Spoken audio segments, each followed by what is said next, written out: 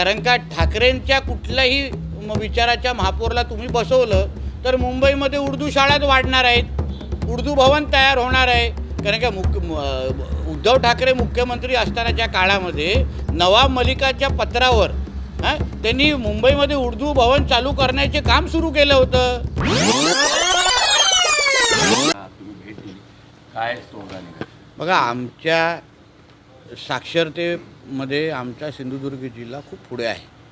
सन्मान्य राणेसाहेबांनी 1990पासून तर आत्ताचा जो प्रवास, ह्याच्यामध्ये शिक्षण ह्या क्षेत्राला फार महत्त्व देणारा आमचा सिंधुदुर्ग जिल्हा आहे. आणि म्हणून इकडल्या शाळा, शिक्षणाची पद्धत, शिक्षणाचा दर्जा आणि इथे किती शिक्षक, विद्यार्थी, या सगळ्या गोष्टीला फार बारकाईने बघणारा आमचा सिंधुदुर्ग जिल्हा आहे. आणि मला नेहमी माझं असं मत आहे की शासन म्हणून आपण काही निर्णय घेत असताना कोकणासाठी आपले निकष वेगळे असलेच पाहिजे. या दृष्टिकोनातून फक्त मीच नाही, कोकणाचे असंख्य आमदार आणि मंत्री त्या मताचे आम्ही आहोत. आणि म्हणून ह्याही संदर्भात जसं पावसाळा आपल्याकडे जास्त आहे, डोंगराळ भाग आहे, तसंच निर्णय कुठलाही घेत असताना आपण जसं आमच्या पश्चिम महाराष्ट्र, मराठवाडा आणि उत्तर महाराष्ट्राचा विचार करता तिकडचे निकष ठरवत असताना ते निकष आमच्या कोकणासाठी लागणारच नाही. आणि म्हणून हेच मत मी शासनाचा प्रतिनिधी म्हणून आता मंत्रालयामध्ये जाऊन आदरणीय मुख्यमंत्री साहेबांशी बोलीन, यांचे शिष्टमंडळ तिथे बोलून घेईन. शेवटी हा प्रश्न त्यांचा किंवा माझा नाही, हा प्रश्न आमचा आहे. आमची मुलं आहेत ती. आणि म्हणून आमच्या मुलांना न्याय कसा देता येईल, आमच्या शिक्षकांना न्याय कसा देता येईल आणि आमच्या मुलांचं भविष्याला आकार कसा देता येईल, या दृष्टिकोनातून मी पावलं उचलणार. त्या सभेवर राणेसाहेबांच्या बोलल्यानंतर आमच्याकडे बोलण्याची पद्धत नाही, म्हणून कृपया मला असे प्रश्न विचारू नका. तुमच्या घरी वडील बोलल्यानंतर तुम्ही बोलता का? हे पण रेकॉर्ड करा, मुद्दाम चॅनलला आवडेल. आमचं चिपी विमानतळ हे पर्यटनाच्या दृष्टिकोनातून अतिशय महत्त्वाचं विमानतळ आहे. आणि म्हणून आमच्या इकडचा पर्यटक, स्थानिक नागरिक हे विमानाच्या माध्यमातून आमच्या इथे समृद्धी यावी, आर्थिक सक्षम लोक व्हावेत, पर्यटनाला वाढ मिळावी, याच हेतूने सन्मान्य राणेसाहेबांनी चिपी विमानतळाची इथे स्थापना केली जेव्हा ते उद्योगमंत्री होते. आता त्या चिपी विमानतळाला नाईट लँडिंगची परवानगी मिळालेली आहे. जिथे 3 पार्किंग होते तिथे आपल्याला 6 पार्किंग मिळालेले आहेत. आणि म्हणून पूर्ण क्षमतेने चालण्याच्या दृष्टिकोनातून आता आमचं चिपी विमानतळ तयार आहे.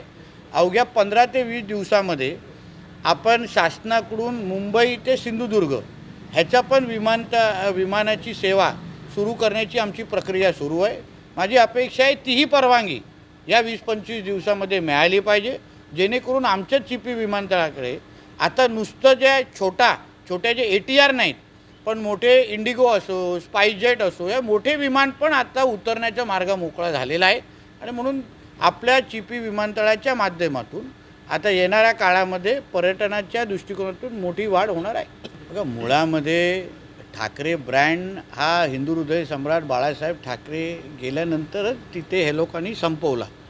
कारण का ज्या दिवशी उद्धव ठाकरेंनी हिंदुत्व सोडलं त्याच दिवशी ठाकरे ब्रँडला संपवण्याची त्यांनी सुरुवात केलेली आहे.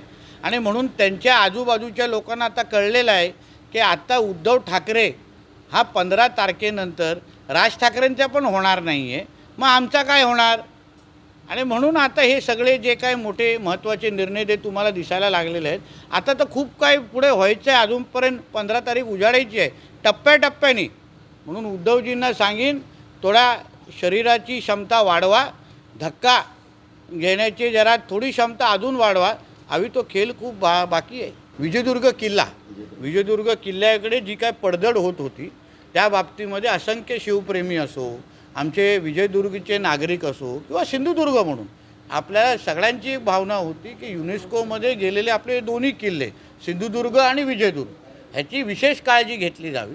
त्यासाठी आदरणीय राणेसाहेब जेव्हा खासदार झाले त्यांनी लगेच त्या संदर्भात पत्र पाठवलं. मी जेव्हा दिल्लीला हल्ली गेलेलो तेव्हाही मी त्या पत्राच्या आधारे मीही पाठपुरावा जिल्ह्याचा पालकमंत्री म्हणून केला, प्लस मी त्या भागाचा आमदार पण आहे. आणि म्हणून मला समाधान वाटतं की महाराजांनी जो काही एक मोठा ठेवा आपल्याला जिल्हावासी म्हणून दिलेला आहे त्याला आता अजून भक्कम करण्याच्या दृष्टिकोनातून आपल्याला भरघोस निधी मिळालेली आहे.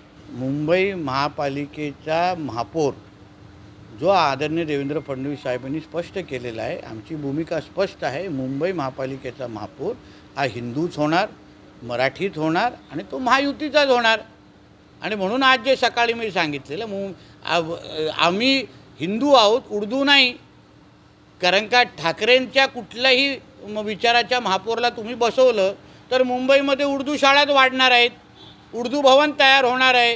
कारण का उद्धव ठाकरे मुख्यमंत्री असतानाच्या काळामध्ये नवाब मलिकाच्या पत्रावर त्यांनी मुंबईमध्ये उर्दू भवन चालू करण्याचे काम सुरू केलं होतं.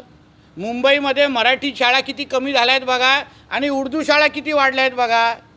मग जसं आता मदरसामध्ये आता जसं उर्दू शिकवायला सुरू झालेलं आहेत ना, तसं उद्या ठाकरेंची सत्ता आली तर मराठी शाळा बंद करून तिथे उर्दू शाळा सुरू करतील.